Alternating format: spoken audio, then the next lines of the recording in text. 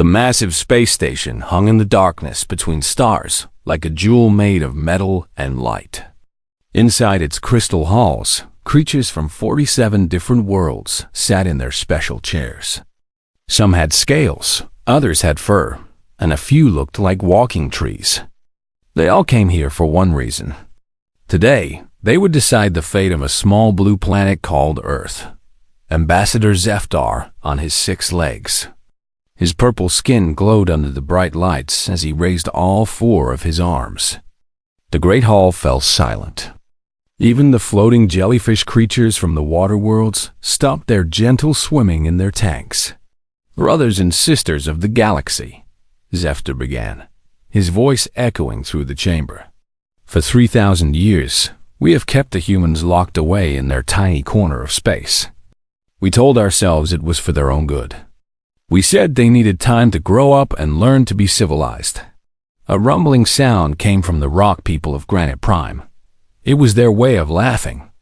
Those silly mammals still throw rocks at each other, growled their speaker. They fight over water and land like animals. Zeftar nodded. Yes, exactly. But why should we wait any longer? Their planet is rich with metals we need. Their oceans are full of pure water. And their star gives perfect energy for our ships. The representative from the Hive Worlds clicked his mandibles together. My queen agrees. The humans are weak. Our scouts have watched them. They still use chemical rockets to fly in space. They fight with metal bullets instead of energy weapons. One of our battle fleets could defeat their whole planet in a few days. More sounds of agreement filled the hall. The bird people chirped excitedly. The crystal beings rang like bells. Even the quiet shadow folk whispered among themselves. But what about the old treaty? Asked Elder Wise Branch from the forest worlds. His bark-like skin creaked as he moved. The Terran Isolation Accord was signed by all our people. Breaking it would be a serious thing. Zeftar's eyes flashed. The treaty was made when we thought the humans might become dangerous if they learned about us too early. But look at them now. 3,000 years have passed, and they are still fighting each other with primitive weapons. They cannot even travel to other stars.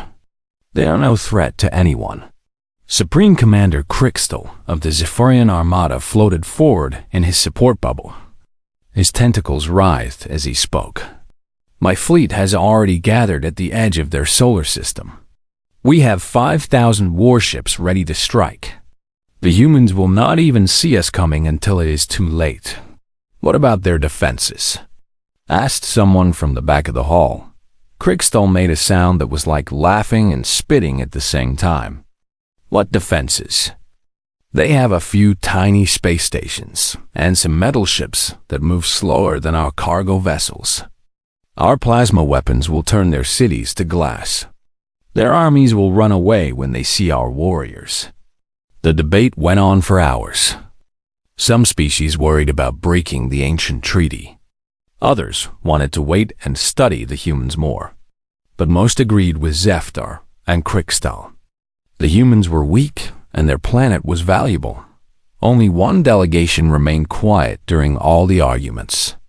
The Etherian Council sat in their section like silver statues. Their pale, thin bodies never moved. Their large eyes watched everything, but showed no emotion. When the voting time came, Zeftar called each species by name. One by one, they voted to break the treaty and declare war on Earth. The rock people voted yes with a loud crash. The insect worlds buzzed their agreement. The machine intelligence of Compute 7 calculated the odds and voted yes as well. 40-6 species voted to go to war. Only the Etherian Council chose not to vote at all. Why do you not vote, honored ones? Zeftar asked. The leader of the Etherian Council finally spoke. Her voice was soft like wind through leaves. We have seen many wars across the centuries. We have learned that sometimes the prey is more dangerous than the hunter knows. Are you saying the humans are dangerous? Crystal laughed again. They are children playing with toys. "Perhaps," the Etherean said quietly, "but children sometimes surprise their parents." But her words were lost in the celebration. Across the galaxy, war fleets began to move toward a small yellow star and the third planet that orbited it. Thousands of ships filled with warriors and weapons started their journey to Earth. None of them noticed the tiny probe that had been watching their meeting. It looked like a piece of space dust, no bigger than a grain of sand. But inside its microscopic circuits, it recorded every word, every vote, and every plan. The probe sent its message across the galaxy faster than any ship could travel. The signal went to a small monitoring station hidden in an asteroid belt. From there, it traveled through quantum channels to a place the aliens had never found. It went to the real Earth dot in the command center buried deep under the Swiss mountains. Admiral Sarah Chun received the message. She read it carefully, then looked up at her officers. For a moment, the room was completely silent. Then Admiral Chun began to laugh. It started as a small chuckle, but soon she was laughing so hard that tears came to her eyes. One by one, her officers joined in. Soon the entire command center was filled with the sound of humans laughing. "Ma'am?" asked Colonel Williams, wiping his own eyes. "Your orders?" Admiral Chun stood up and walked to the large screen that showed the positions of all the alien fleets. She watched the red dots moving slowly toward their solar system. After 3,000 years of peace, their neighbors wanted to play war games. "Gentlemen and ladies," she said, her voice steady but still amused. "It seems our quiet time is over. Our galactic neighbors have decided we need some excitement in our lives." She pressed a button on her desk. Across the Earth, and in places the aliens had never imagined, ancient systems began to wake up. Ships that had waited in the dark for millennia started to move. Weapons that had never been fired charged their systems for the first time. "Send a message to all fleet commanders," Admiral Chun said. "Tell them it is time to remind the galaxy why we chose isolation, and why we might choose something else." In the depths of space, humanity began to prepare for war. But it would not be the kind of war the aliens expected. 3 days after the alien declaration of war reached Earth, Admiral Sarah Chun stood in the main briefing room of the Unified Defense Command. The room was carved out of solid rock 2 miles underground. The wall showed no decorations except for a simple blue and green symbol of Earth. Around the long table sat the most important military leaders from every nation on the planet. General Harrison from North America, Marshal Petrov from the Eastern Federation, Commander Nakamura from the Pacific Alliance, and 20 others. They all wore the same expression of barely controlled amusement. "Ladies and gentlemen," Admiral Chun began, placing her hands on the table, "our galactic neighbors have made their intentions clear. They want to conquer Earth because they think we are primitive and helpless." Colonel Sarah Martinez, the head of intelligence, raised her hand. "Ma'am, should I show them the files?" Chun nodded. The lights dimmed, and the wall behind her became a giant screen. Images appeared showing alien cities, spaceships, and military formations. But these were not the fuzzy pictures that normal telescopes might capture. These were crystal-clear recordings made from close distance. "For the past 2,000 years," Chun explained, "we have been watching our neighbors very carefully. We have agents living in their cities. We have observers on their ships. We know their languages, their customs, and their military secrets." General Harrison leaned forward. "Ma'am, how is that possible? The aliens think they discovered us only recently." Chun smiled. "That is because we wanted them to think that. The Earth they have been watching is real, but it is not the only Earth. What they see is our museum world, where we keep some of our people living the old ways to maintain the illusion." She pressed another button, and the screen changed. Now it showed images of massive cities that seemed to float in empty space. Ships moved between them that looked nothing like the rockets the aliens had observed. These vessels were smooth and dark, and they seemed to bend the light around them. Our real civilization moved beyond the planet centuries ago, Chun continued.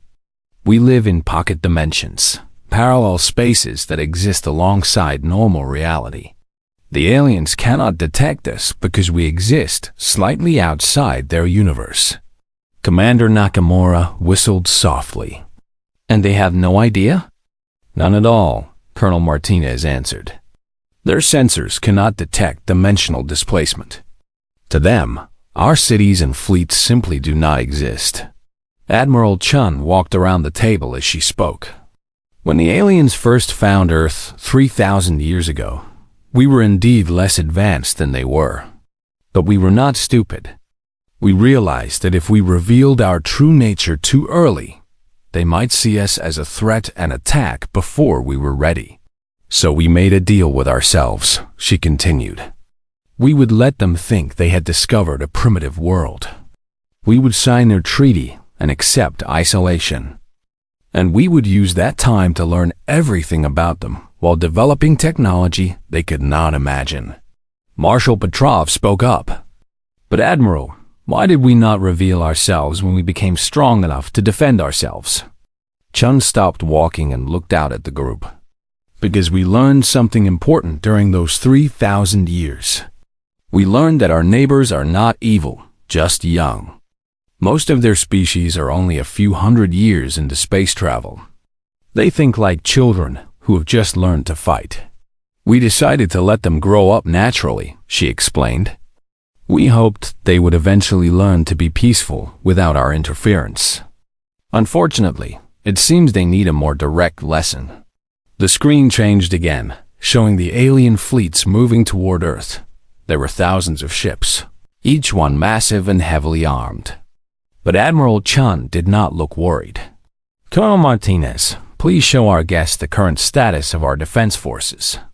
New images appeared on the screen. At first, it looked like empty space around Earth's solar system. Then the view changed, revealing ships that had been completely invisible before. They were not as large as the alien vessels, but there were tens of thousands of them. They moved in perfect formation, appearing and disappearing like ghosts. Our ships can phase in and out of normal space at will, Chun explained. The aliens will not be able to see us until we choose to be seen. And their weapons cannot hit targets that exist in multiple dimensions at the same time. General Harrison asked, "What about our weapons, ma'am? What can we do to their ships?" Chun's smile became wider. Our weapons work on principles the aliens have not discovered yet. We can disable their ships without destroying them. We can turn off their power systems without hurting their crews. We can even make their weapons refuse to fire. How is that possible? Asked Commander Nakamura. Quantum manipulation, Colonel Martinez answered. We learned how to convince matter that it should behave differently. We can tell a power core that it should stop working or tell a weapon that it should not exist. The universe listens to us now. Admiral Chun returned to her position at the head of the table. The aliens are coming here expecting to fight a war against a primitive planet. What they will find instead is a civilization that has evolved beyond the need for war while retaining all the knowledge of how to fight it. She looked around the room at each face. We have studied every battle they have ever fought. We know every tactic in their databases. We have watched their training exercises and read their military manuals. There is not a single strategy they can use that we have not already prepared for. What are our orders, Admiral? Asked General Harrison. We will disable their fleets without killing anyone, Chun replied. We will demonstrate our capabilities in a way that makes further resistance pointless. And then we will offer them a choice. Return to peace under a new treaty that we write, or face the consequences of continued aggression. Marshal Petrov frowned.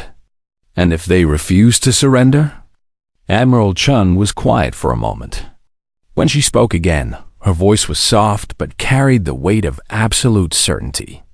Marshal, we have had 3,000 years to think about war and peace. We have decided that the best way to end a war is to make it impossible for your enemy to continue fighting. If they refuse our offer of peace, we will simply turn off their ability to make war. Turn it off? Asked Commander Nakamura. Every weapon in their arsenal will stop functioning, Colonel Martinez explained. Every warship will lose power. Every soldier will find that their equipment no longer works. We will not hurt them, but we will make it impossible for them to hurt anyone else. Admiral Chun walked to the window that looked out over the command center. Below them, hundreds of technicians worked at stations monitoring the approaching alien fleets. In 6 hours, their advanced scouts will reach the edge of our solar system, she announced. They expect to find a helpless world defended by primitive spacecraft. Instead, they will encounter Captain Marcus Torres and the crew of the Nightfall. The Nightfall? Asked General Harrison. Chun turned back to face the group. Our newest ship. Captain Torres has volunteered to make first contact with our visitors. He has a very interesting sense of humor. Outside the command center, in the depths of space that the aliens could not detect, the Nightfall prepared for its mission. It was smaller than most of the alien ships, but it moved through dimensions like a fish through water. Its weapons could remake reality itself. Captain Torres sat in his command chair, reading the reports about the approaching alien fleet. His crew worked quietly around him, preparing systems that had never been used in actual combat. Sir, said his navigation officer, we are in position. The alien scouts will be here in 30 minutes. Torres nodded. Open a channel to Admiral Chun. Chun's face appeared on the screen. Captain, are you ready to introduce ourselves to our neighbors? Yes, ma'am, Torres replied with a grin. I think it is time they learned what humans have been doing with our quiet time. The alien fleets continued their approach, confident and eager for an easy victory. They had no idea that they were flying into a trap 3,000 years in the making. Commander Krickstall floated in his command bubble aboard the massive flagship Eternal Victory. The ship was 50 kilometers long and carried enough firepower to destroy a small moon. Around him, his fleet of 500 warships moved through space in perfect formation. Commander, called his sensor officer, we are approaching the edge of the human solar system. All ships report ready for battle. Krickstall's tentacles writhed with excitement. After 3,000 years, the humans would finally learn their place in the galaxy. Begin deep sensor sweeps. I want to know the location of every human ship and space station. The sensor officer worked at his controls for several minutes. Then he looked up with confusion on his face. Sir, I am detecting no military vessels. There are a few small stations around their inner planets, but nothing that appears to be armed. Excellent, Krickstall laughed. They are even more helpless than we thought. Send a message to all ships. We will advance to the third planet and demand their surrender. This will be the easiest conquest in galactic history. The fleet moved deeper into the solar system. Behind them, a second wave of ships followed. Then a third. Soon, over 5,000 alien vessels filled the space between the outer planets and Earth. Sir, the sensor officer said again, I am still detecting no resistance. The humans appear to have no space navy at all. Krickstall was puzzled. Even the most primitive species usually had some kind of defense fleet. But perhaps the humans were even more backward than anyone had imagined. Suddenly, his communications officer spoke up. Commander, I am receiving a signal. Someone is trying to contact us. Put it on the main screen, Krickstall ordered. The image that appeared showed a human male sitting in what looked like a very small spacecraft. He had brown hair and calm blue eyes, and he was smiling in a way that made Krickstall uncomfortable. Greetings, the human said in perfect galactic standard. I am Captain Marcus Torres of the Earth Defense Force. You seem to be lost, friends. Crystal stared at the screen. The human was speaking their language perfectly, with no accent or translation errors. How was that possible? Human, Crystal said, trying to sound commanding. I am Supreme Commander Crystal of the Zephyrian Armada. Your planet has been marked for conquest. Surrender immediately, and your deaths will be quick. Captain Torres tilted his head like he was thinking about something amusing. I appreciate the offer, Commander, but I am afraid I will have to decline. Earth prefers to remain unconquered, if you do not mind. You dare to refuse? Crystal's voice rose shriek. Look around you, human. My fleet contains 5,000 warships. Your tiny vessel is surrounded by enough firepower to crack planets. Torres nodded. Yes, I can see your ships. Very impressive. Although I should point out that you are not actually surrounding me. What do you mean? Crystal demanded. Well, Torres said conversationally, you think I am here in front of your fleet, but I am also behind your fleet, and above it, and below it. Distance is a rather flexible concept when you understand space properly. Crystal turned to his sensor officer. Scan for his ship. Where exactly is he?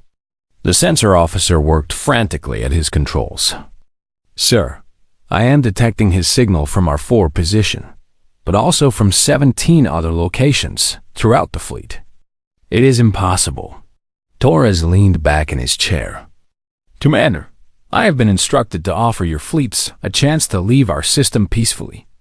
Admiral Chun prefers to avoid unnecessary conflict. We are a little out of practice with war, and she worries we might make mistakes. Mistakes? Crystal laughed. Human, you will be the ones making mistakes. All ships, target the vessel in front of us. Fire at will. A dozen of the largest ships in the fleet turned their weapons toward the small human craft. Massive plasma cannons charged up, creating enough energy to vaporize a city. They fired simultaneously, creating a brilliant explosion of light and energy. When the light faded, the space where Torres' ship had been was empty, but his voice still came through the communication system. That was rude, Torres said. I was trying to have a polite conversation. Where are you? Crystal screamed. I am here, Torres replied. The main screen now showed his ship floating calmly in the middle of the alien fleet formation. Somehow, it had appeared inside their defensive perimeter without any of their sensors detecting its movement. Impossible. Crystal turned to his weapons officer. Fire everything at that ship. Use the planet crackers if necessary. The entire fleet opened fire. Thousands of energy beams, plasma bolts, and missile warheads converged on Torres' ship. The combined firepower was enough to destroy entire star systems, but the weapons simply passed through the human vessel, as if it were not there at all. The ship remained perfectly still, completely undamaged. How? Crystal whispered. Phase shifting, Torres explained cheerfully. My ship can exist in multiple dimensions at the same time. Your weapons are only hitting the parts of me that exist in your dimension. The rest of me is somewhere else entirely. To demonstrate, Torres' ship suddenly appeared in 3 different locations at once. Each copy looked completely solid and real. This is a trick, Crystal shouted. Some kind of hologram. Would you like me to prove it is real? Torres asked. Without waiting for an answer, his ship moved. It did not accelerate or turn like a normal spacecraft. It simply disappeared from one position and reappeared next to Crystal's flagship. The human vessel was tiny compared to the massive alien dreadnought. But as Torres flew alongside the Eternal Victory, the entire ship began to shake. What are you doing to my ship? Crystal demanded. Nothing harmful, Torres replied. I am just borrowing a little bit of your engine power. Do not worry, I will give it back. The lights on the flagship began to flicker. Throughout the ship, systems started shutting down one by one. The main engines went offline. The weapon systems stopped responding. Even life support began to fluctuate. "How are you doing this?" Crystal asked, his voice now filled with fear instead of anger. "Quantum manipulation," Torres explained. "I am convincing your ship systems that they do not want to work anymore.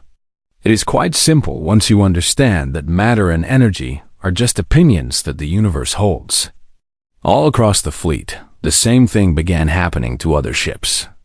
Their engines stopped working. Their weapons powered down. Their shields collapsed. But no one was hurt. The crews were safe, just stranded in space. "This is impossible," Crystal whispered. "Our scientists say such technology cannot exist." "Your scientists are very smart," Torres agreed. "But they are still thinking in terms of working with the universe instead of asking it to cooperate. We learned a different approach."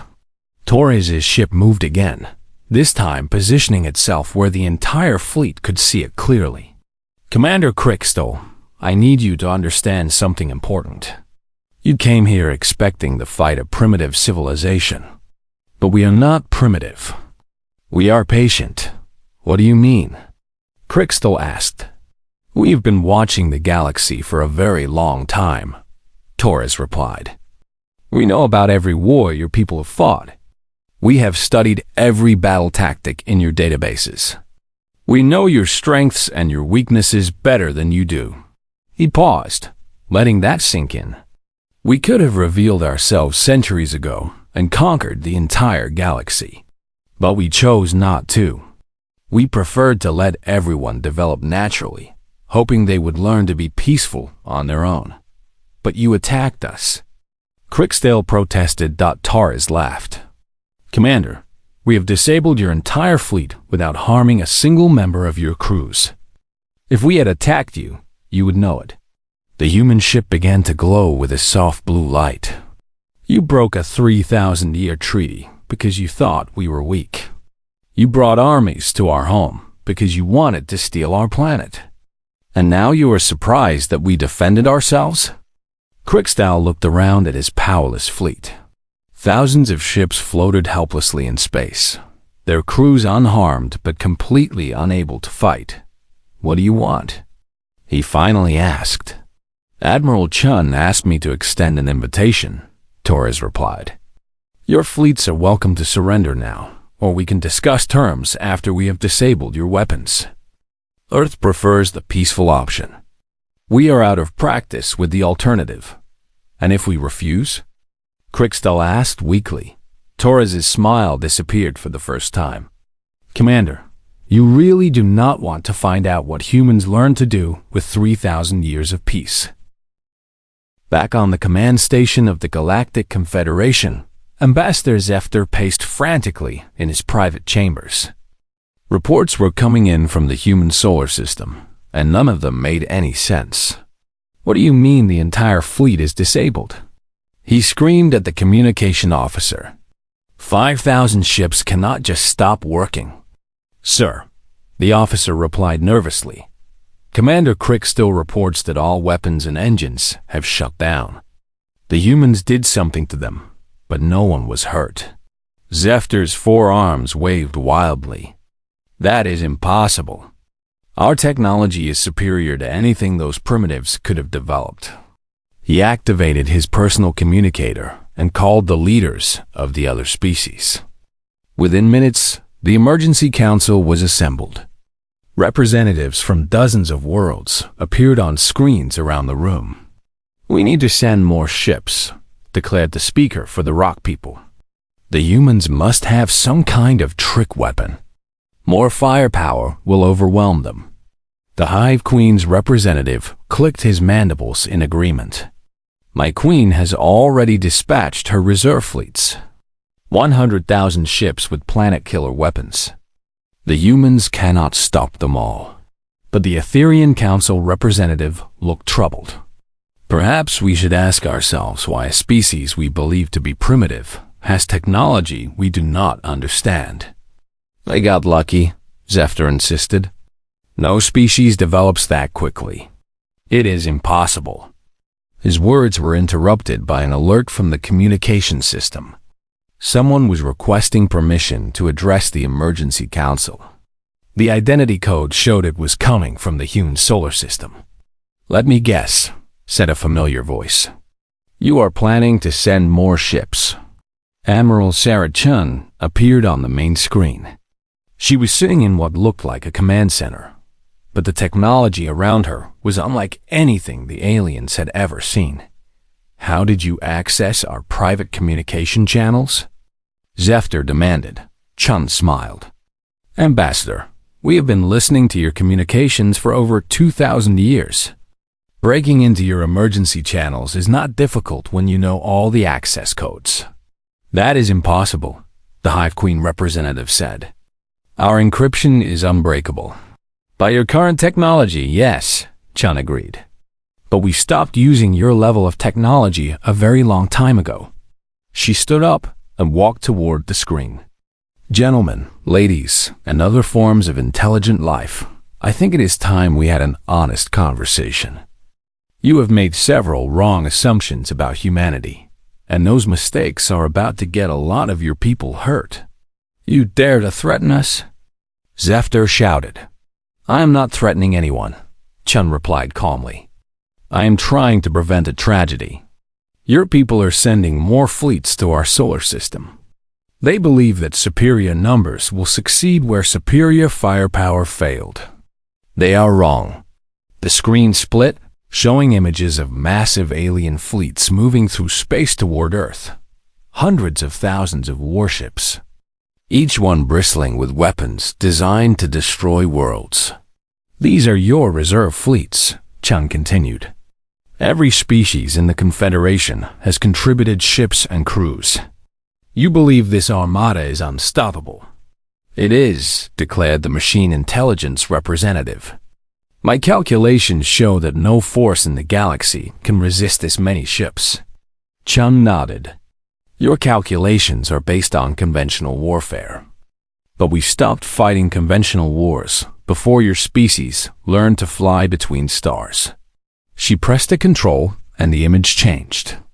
Now it showed the same fleets, but they were completely motionless. Every single ship hung dead in space, their lights dark, their engines silent. "What have you done?"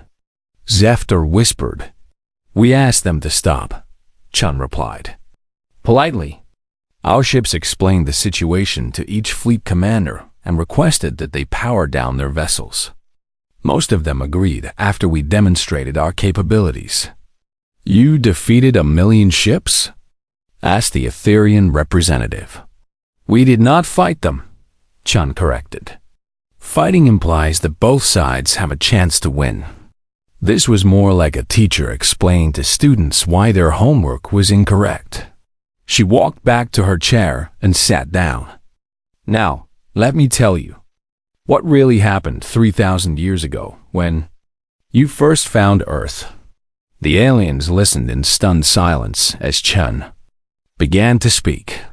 "You were right that we were less advanced than you at that time," she said. "But you were wrong about why. We were not a young species taking our first steps into space. We were an old species that had chosen to step back from the galaxy." "What do you mean?" asked the Etherian representative. "Humanity had been traveling between stars for over 5,000 years when your ships first found Earth," Chun explained. "We had explored much of the galaxy. We had met dozens of species and learned their languages and customs." She paused, letting this sink in. "We had also fought wars.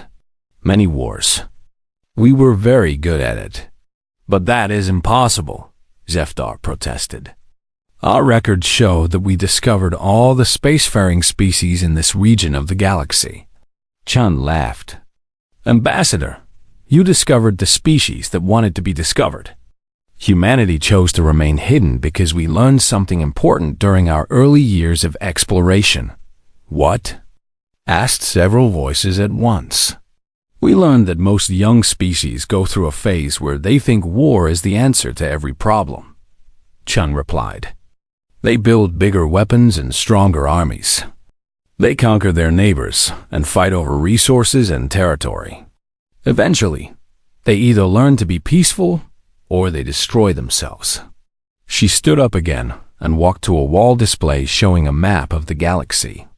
We watched this pattern repeat dozens of times. Species after species made the same mistakes. They chose conquest over cooperation.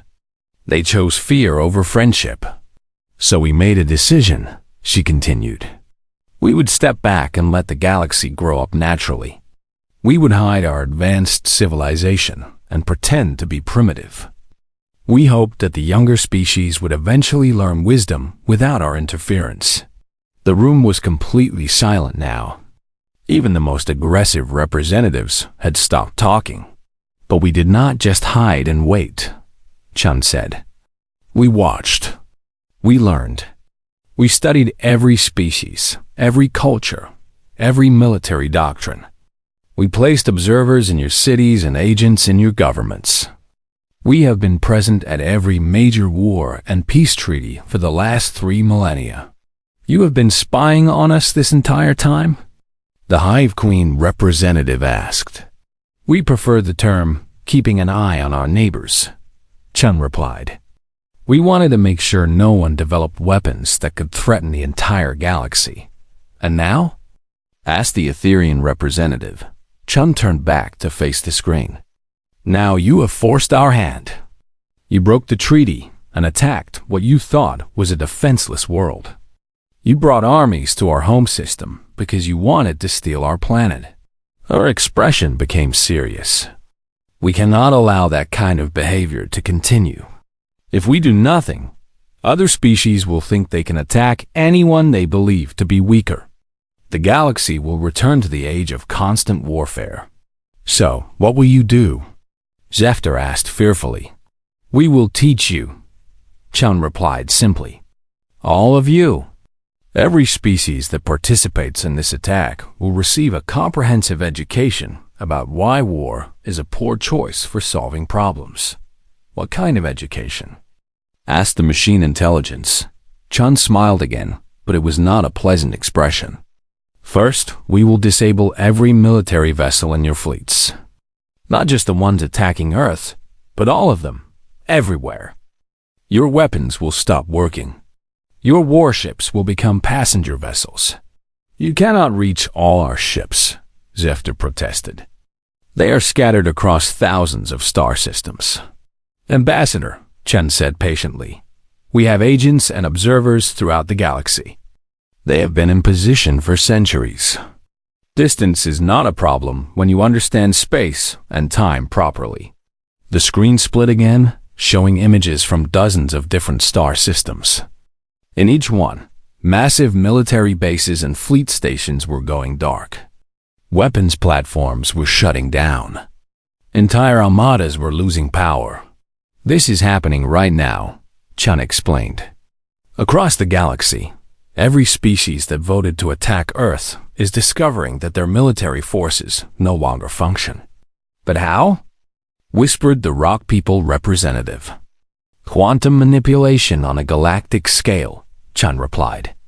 We are simply asking the universe to disable all weapons and military technology within a specific area of space. The universe has agreed to help. She returned to her seat and looked directly at the camera. Your civilian technology will continue to work normally. Your people will not be harmed. But your ability to make war has been permanently removed. For how long? Asked the Etherean representative. That depends on you, Chun answered. When you are ready to sign a new treaty that guarantees peace throughout the galaxy, we will restore your defensive capabilities. But any species that chooses warfare over diplomacy will find that their weapons simply refuse to function. Zephyr slumped in his chair. What have we done? Chen's expression softened slightly. You made the same mistake that dozens of species have made before you. You confuse strength with wisdom. But that can be corrected. What do you want from us? He asked. We want you to grow up, Chun replied. We want you to learn that the galaxy is big enough for everyone to prosper without fighting over scraps. We want you to understand that cooperation achieves more than conquest. 6 months later, the Grand Assembly of the Galactic Confederation met again. But this time, things were very different.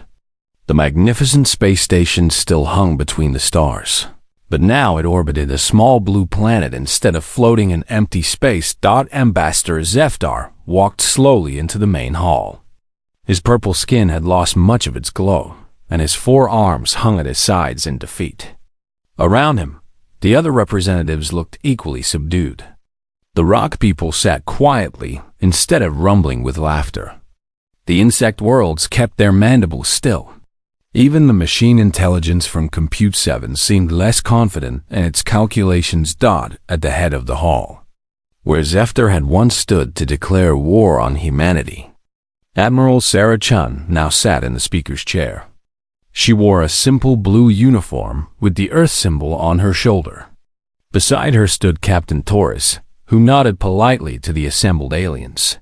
"Friends," Admiral Chun began, her voice carrying easily through the chamber, "we are here today to sign a new treaty, one that will ensure peace throughout the galaxy for generations to come." The Etherian Council representative raised her hand.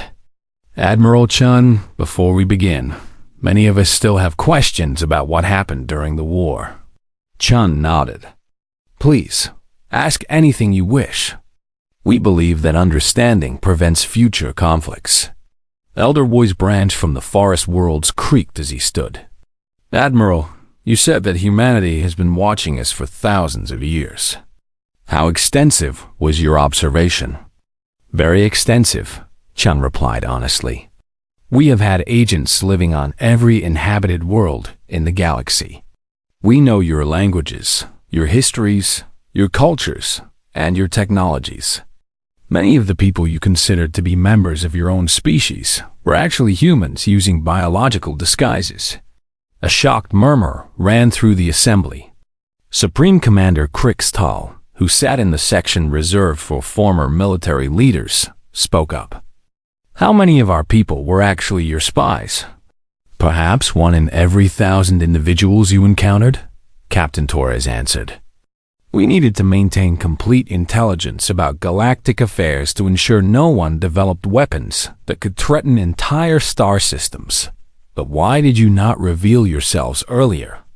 asked the Hive Queen representative. "You could have guided our development openly." Chun stood and walked to the center of the hall. "We tried that approach with earlier civilizations, thousands of years ago. We discovered that when a superior species offers to help, younger species often become dependent instead of learning to solve problems themselves." She gestured to the assembled representatives. "Look at what you have accomplished in the past 3,000 years.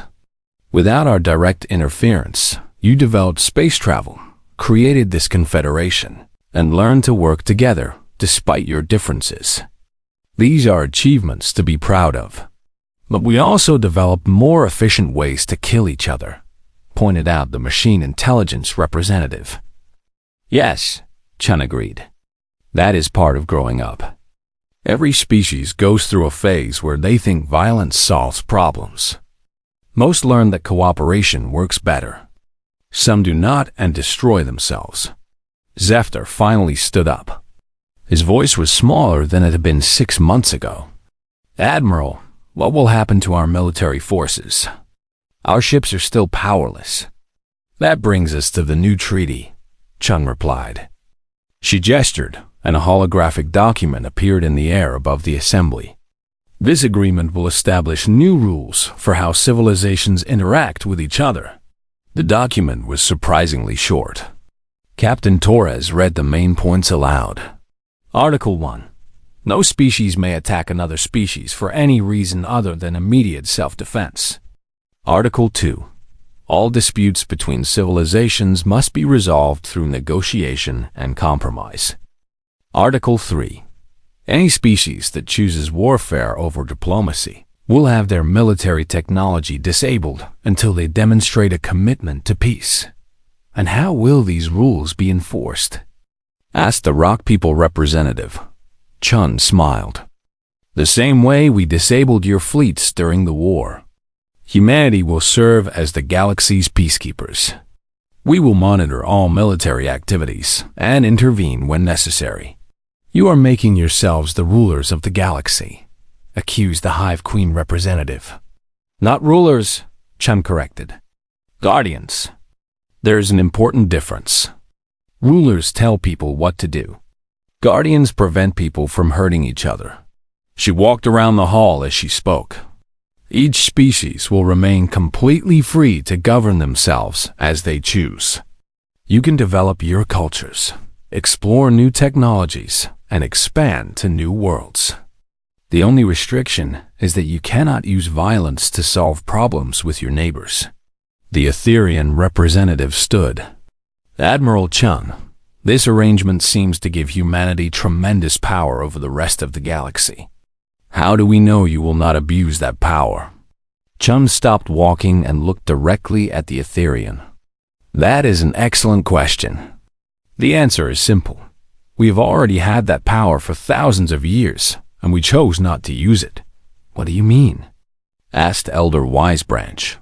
We could have conquered the entire galaxy at any time during the past 3 millennia, Chun explained.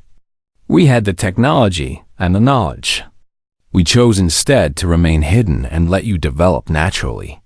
Captain Torres stepped forward. The war you started was not the first time species in this region have tried to attack each other.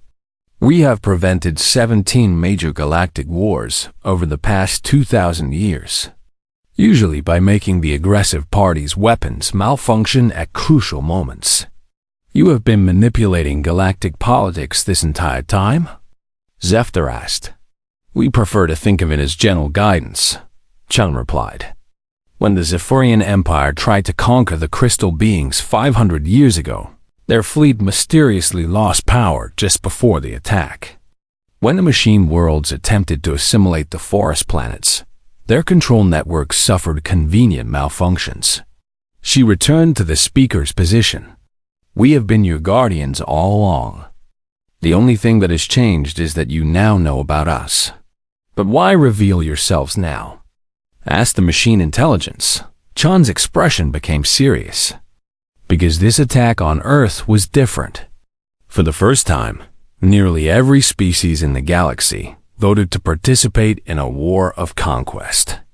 That level of coordination concerned us. We realized that hiding was no longer sufficient, Captain Torres added. The galaxy needed to learn that warfare is not an acceptable solution to problems. The only way to teach that lesson was to reveal our capabilities openly. And now? Asked the Etherean representative. Now we begin a new era, Chun announced. An era of open cooperation instead of hidden guidance. Humanity will share some of our technology to help your civilizations advance. In return, you will commit to resolving all disputes peacefully. She gestured again, and new images appeared in the air. They show beautiful cities on alien worlds, vast space stations where different species work together, and ships exploring distant galaxies. This is what we can accomplish together, she said. When species cooperate instead of compete, they achieve things that none of them could manage alone. Zephyr looked around the assembly, then back at Admiral Chun. What if we refuse to sign this treaty? Chen's smile was patient but firm. Then your weapons will remain disabled, and you will be excluded from galactic affairs until you change your minds. But we hope you will choose cooperation over isolation. One by one, the representatives stood and voiced their agreement. The rock people rumbled their acceptance. The insect worlds buzzed their consent. Even the machine intelligence calculated that cooperation offered better odds than resistance did, as the treaty was formally signed and sealed. Elder Wisebranch asked one final question. Admiral Chun, is there anything else we should know about humanity's role in the galaxy? Chun exchanged a look with Captain Torres, who nodded slightly. There is one more thing, she said. This space station where we are meeting. You have always believed it was built by the early members of the Confederation as a neutral meeting place. It was not? Asked the Etherean representative. It was built by humanity over 4,000 years ago, Chun revealed. We offered it to the galaxy as a gift to encourage cooperation between species. We have been the silent hosts of every meeting ever held here. The aliens looked around the chamber with new eyes, seeing it differently now that they knew its true origin. The entire Galactic Confederation was built on a foundation that humanity provided, Torres added. We wanted you to have a place where you could learn to work together. Zephyr shook his head in amazement. How many other secrets are you keeping from us? Chun laughed. Ambassador, we have been part of galactic civilization for so long that untangling our contributions would take centuries. The important thing is not what we did in the past, but what we will build together in the future. As the assembly ended and the representatives prepared to return to their homeworlds, the Etherean Council representative approached Admiral Chun privately. Admiral, she said quietly, my people have always sensed that there are older forces at work in the galaxy. We suspected that someone was guiding events from behind the scenes. Your people are very perceptive, Chun replied. That is why humanity always trusted the Etherean Council to make wise decisions. Will you continue to watch over us? The Etherean asked.